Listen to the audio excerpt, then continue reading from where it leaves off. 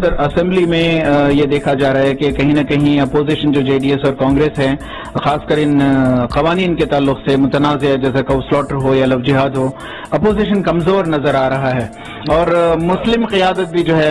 دیکھیے ڈیپینڈ کرتا ہے، کانگریس پارٹی کو چاہیے سب کو ساتھ لے کے چلے، بڑی پارٹی ہے وہ. اب بھی انہوں وہ بل کونسل میں پاس نہیں ہوتی تو میں لکھ کو دیتا ہوں. کئی کی ہڈی سے بٹنا بنتی، انڈسٹریز ختم ہو جاتی، اس کی چربی سے صابن بنتا، ختم ہو جاتا.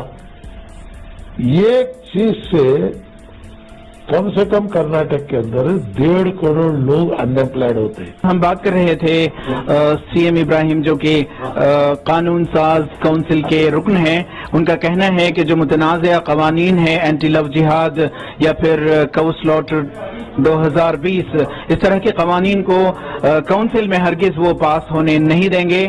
اور اس بات سے متعلق کہ سی ایم ابراہیم کا جے ڈی ایس میں شامل ہونا، انہوں نے کہا کہ وہ عوام الناس سے اس تعلق سے مشورہ کریں گے اور فیصلہ لیں گے.